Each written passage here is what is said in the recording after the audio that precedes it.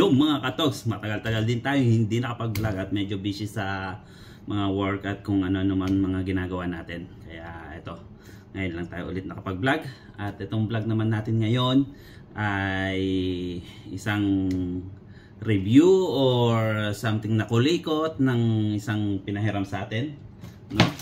Ay nagpahiram sa atin ng isang G36.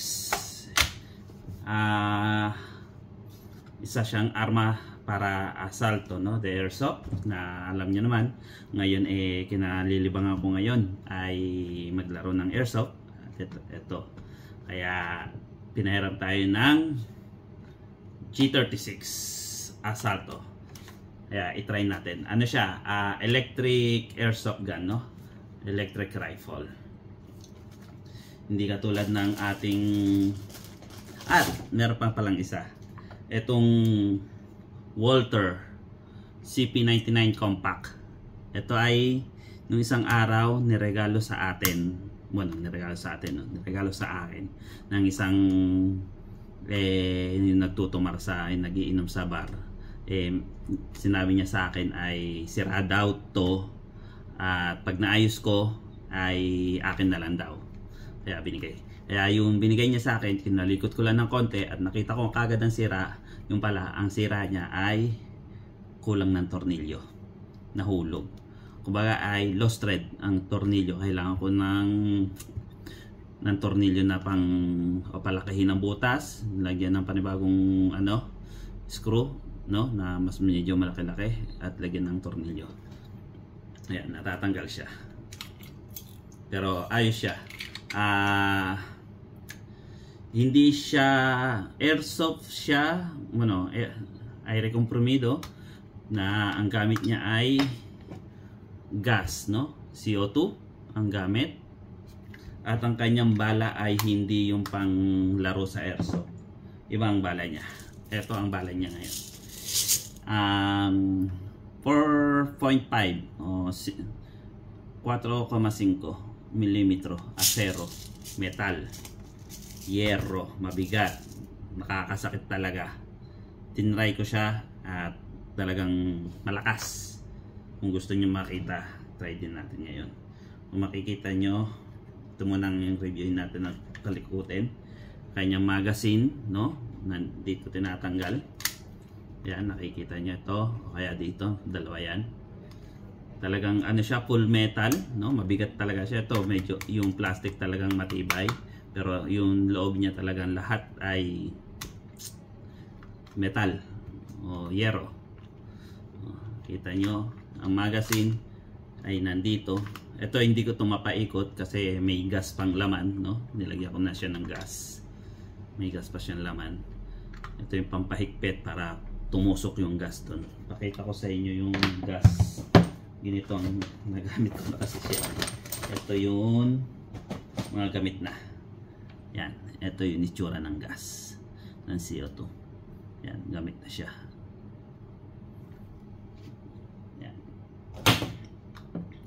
Ayun. Para makita nyo kung paano siya hindi ko siya masyado matira dahil nga umaangat. At dito lang lalagay. Makikita nyo yung lalagyanan nandito. Tapos lalagyan lang meron ditong butas. Halatang talagang masakit makatama to. Hindi siya panlaro. Dahil yung niya, yung bala niya ay mas maliit do sa pinaglalaroan ko. Kung makikita nyo na meron ako dito. Ayan o. Ayan o. Yan. Kita nyo naman, mas malaki-laki. Plastic to. Ito ay metal.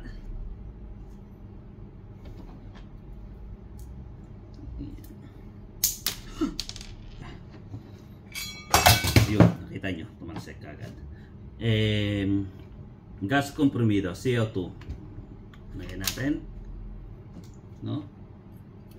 Nilagyan ko na siya ng tornilyo, no? Nagputol lang ng konting tornilyo pero natatanggal pa rin dahil nga lost thread na yung tornilyo, yung pihitan. Yan. Naka-ready na siya. Bale, isang pindot na lang, automatic na yan, hindi ko na kailangan ikasa. Ready na siya. Safety first. Baka bumalik sa mata. Try natin doon sa hinahawakan ko rito para hindi umangat, hindi tumalapon, no? Pero may blowback din siya. Ayan. Ako po. Ano yun? Sa ko ba titira? Sige na nga. Wow. Kita nyo naman.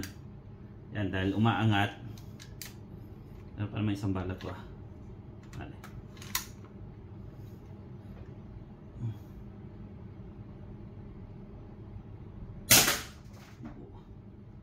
Yan. Ganun siya kalakas. Kahit ngayon wala siyang bala. Okay. Wala siyang bala. Ngayon.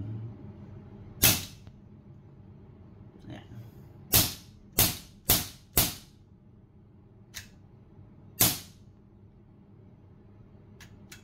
Ayan.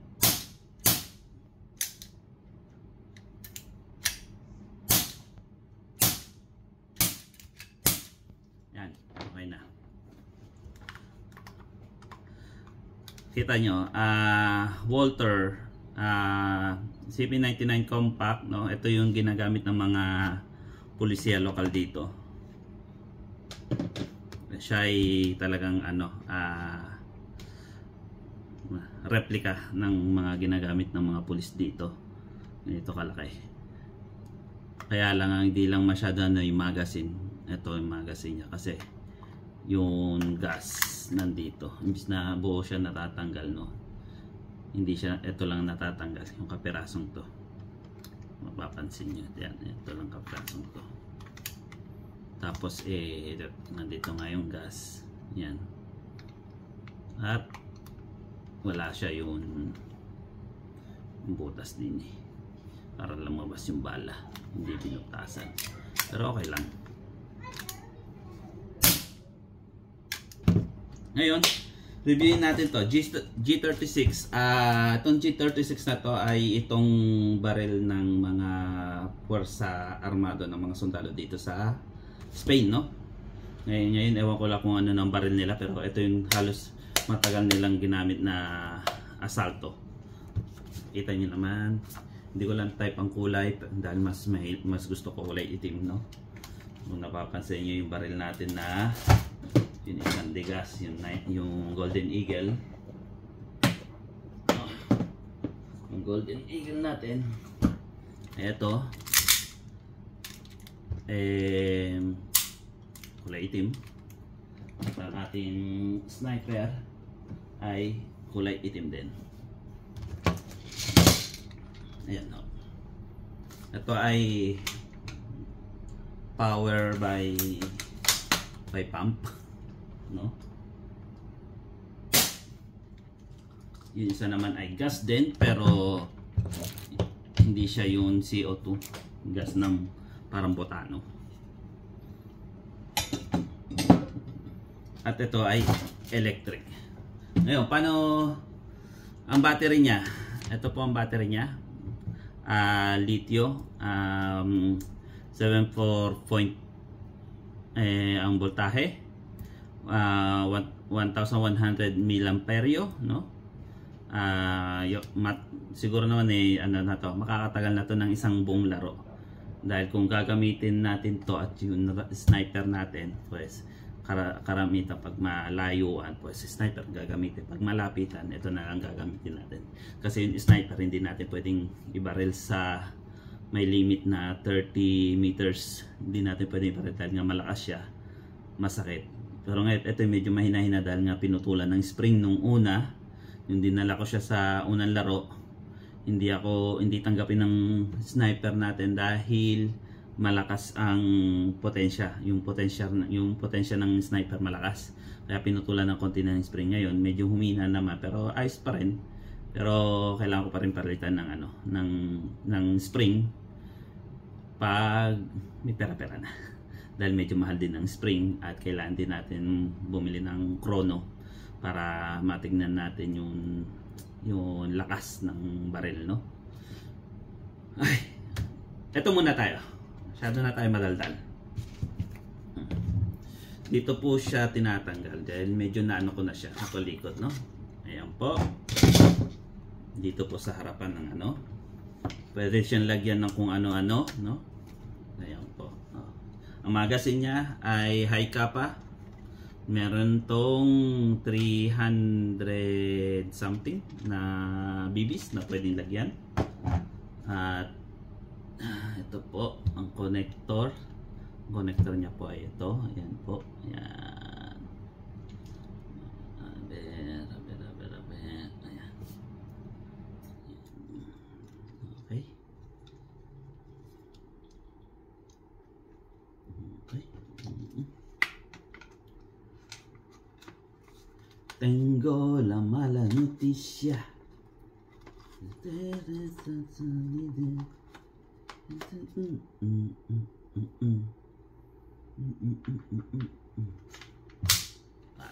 Yung pin, pag naglalagay kayo ng ganito ay ingatan nyo.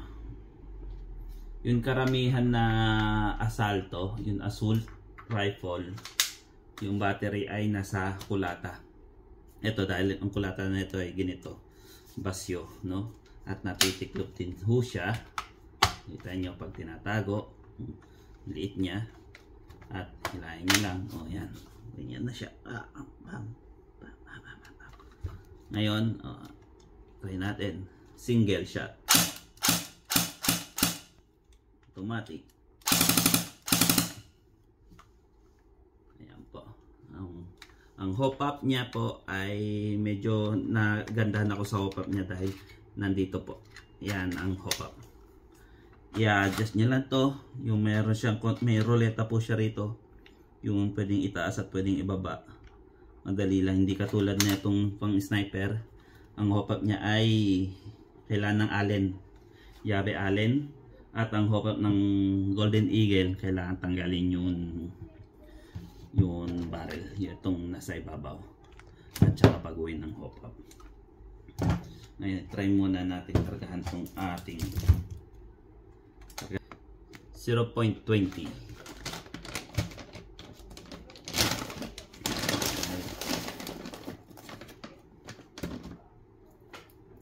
Nagugustuhan ko to. Meron nung isa pang magazine na munisyon na mid cap, yung kalahati lang ho ng laman kasi ito ay nasa 300 plus, yung mid cap nasa 150 or something, 160 ay nilalagay dito siya, buong spring. Ito kasi meron nung siyang mini roulette, meron siyang ano dito para tumaas yung bala. Ayan, tataas ang bala, tapos yun spring para tumaas ulit din. Ayan, para pag naubos siya, yung laman ng ano dito, pag naubos, kailangan yung paikutin nyo ulit at saka maingay. Yung mid cap, hindi siya maingay na katulad nito. Ito na kayo. Siyempre pag kunwari daan-daan kayo maglakad, no? Yung medyo magalaw-alaw pero naririnig kayo ng kalaban. Ito po, lagyan na natin. Try natin. Kasan natin. Safety first, baka bumalik. Yung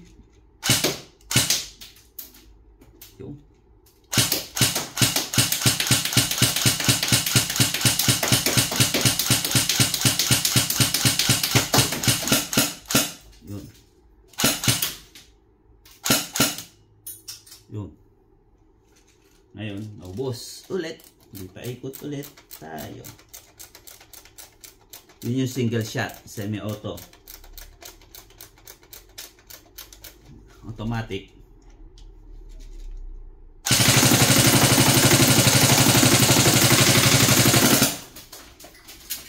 Yun ang automatic.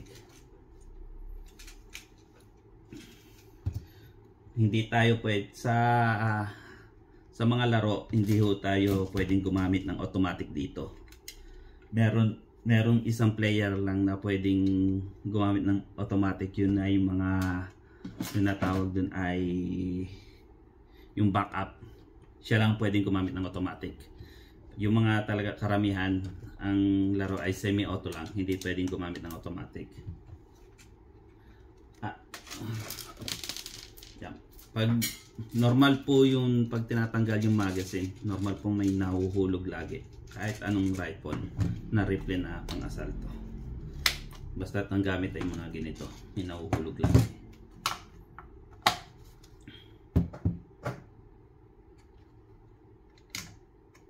Yun nga ho, yun, ang nandun tayo sa kanina sa paggamit ng automatic. Hindi pwedeng gumamit ng automatic dito. May automatic siya pero hindi pwedeng gumamit ng automatic. Pero sa ibang bansa, sa United Kingdom or sa USA yata, pwede silang gumamit ng automatic. Tsaka mas malakas ang, medyo mas malakas ang potential nila doon. Yung limited, yung permitted na FPS. Dito medyo mahina-hina eh. Mahihina mga tao dito eh. Ayaw nila masaktan.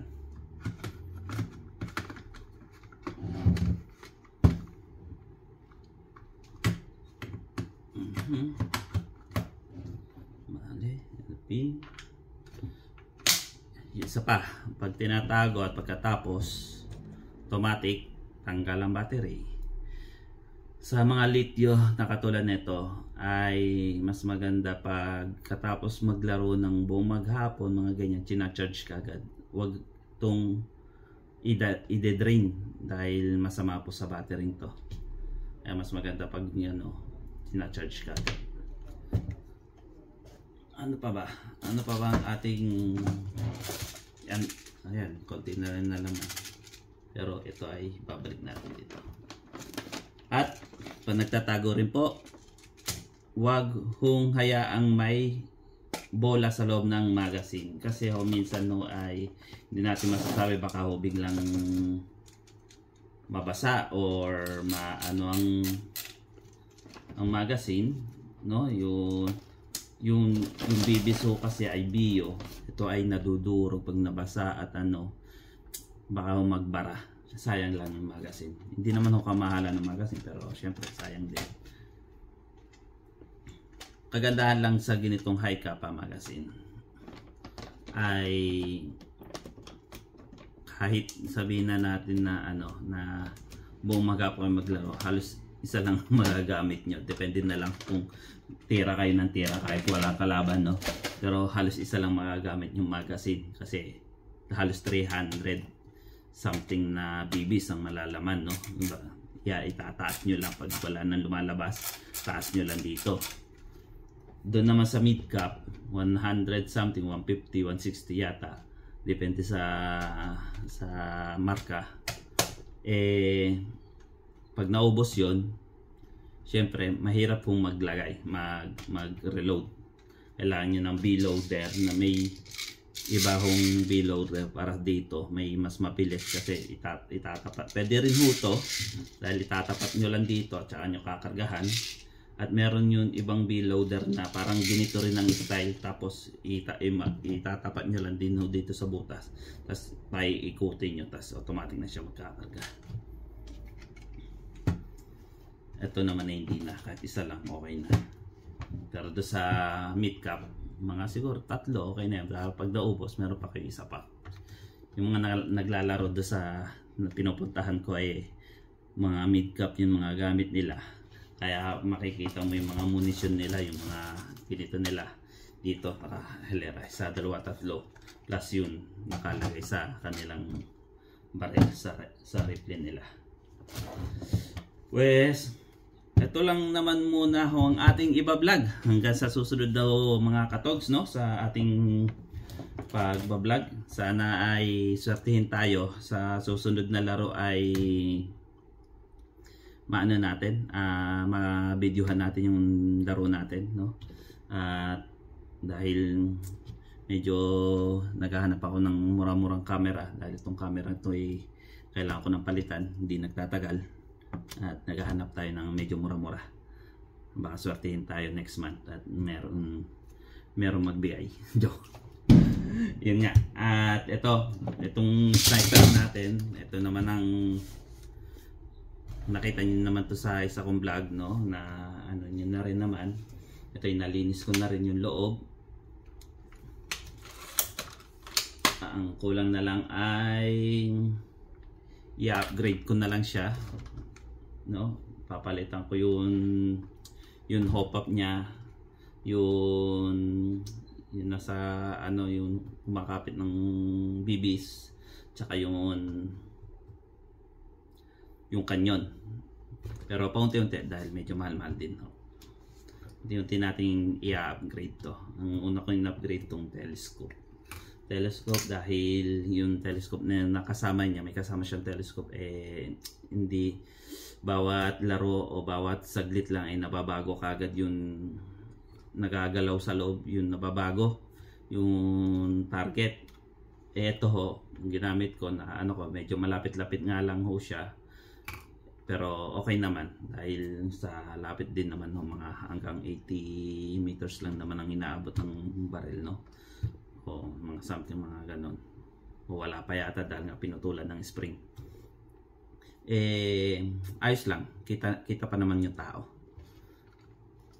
Kaya gustong gusto ko rin siyang gamitin dahil pang malayuan. Kaya pag ako'y tinamaan ng baril nila, mahina. Hindi masakit. Sa akin, medyo masakit-sakit pa yung tama sa kanila. Meron nga ako na baril nung nakaraan sa laro namin.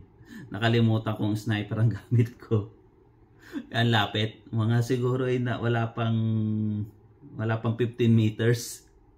Nabaril ko, kitang-kita yung sakit. Natamaan ko siya tagiliran.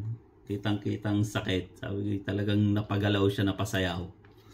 Sabi ko, kaya sabi ko, medyo malapit-lapit yung pag malapit ang laro, kailangan talaga mga ginito lang. Tsaka kaya yung segunda munition natin, no, yung pangalawang baril natin, yan yung pang malapitan. Kaya dito na lang muna tayo mga katogs hanggang sa susunod na video natin. At sana ay mga susunod na video natin ay makunan din natin ang paglalaro natin, no. At gusto ko ring makuhanan, no, at makita nyo rin yung mga kampong pinaglalaroan natin. Sa ngayon ay isa pa lang yung kampong napapaglaruan natin. Pero sa mga susunod ay pupunta tayo sa ibang kampo. Alamin natin kung ano naman yung laro nila doon, dahil bawat kampo meron silang mga mission, iba yung mga mission nila. Kaya sa mga gusto at hilig yung mga ganitong mga klaseng laro, no, klase ng sports, dahil sports din ho siya, sabihin nyo lang sa akin. Sumama lang kayo. At ano siya, anti-stress, no? Nakaka-release ng stress dahil nga nakikita nyo hawak nito tapos may paparilin kayo, ganun, tanggal ang stress. May nakakatuwa lang din,